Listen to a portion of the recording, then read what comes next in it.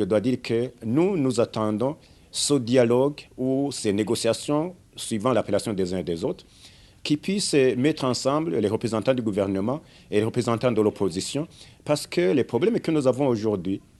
de paix et de sécurité, si les gens ne se mettent pas ensemble et dans un pays extérieur où les exilés, les réfugiés pourront aussi se sentir en sécurité, nous imaginons que ça, c'est peut-être un début, cette rencontre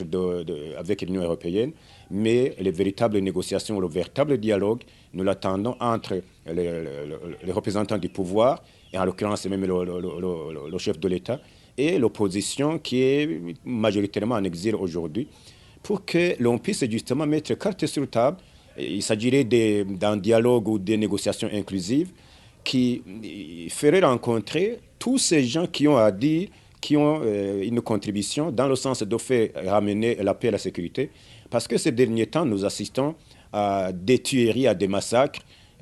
qui n'ont plus de nom parce que depuis que le pays existe, c'est la première fois que nous voyons de telles tueries où des gens sont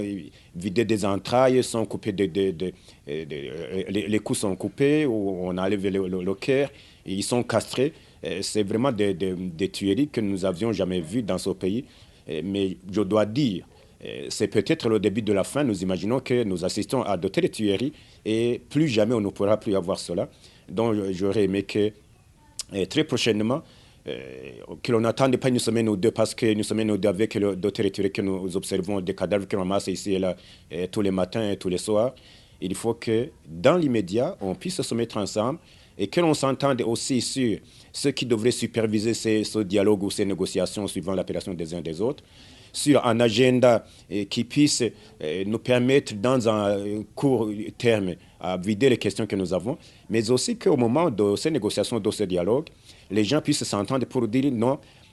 maintenant que nous dialoguons, que nous négocions, mettons fin à ces tueries. Et sinon, si on négocie pendant que les têtes continuent à tomber, je crois que l'issue risquerait aussi d'être fatale. Et alors, il faut que pendant ces négociations, ou ce dialogue, et comme je le dis, selon l'appellation des uns et des autres, eh bien, ils puissent s'entendre sur les points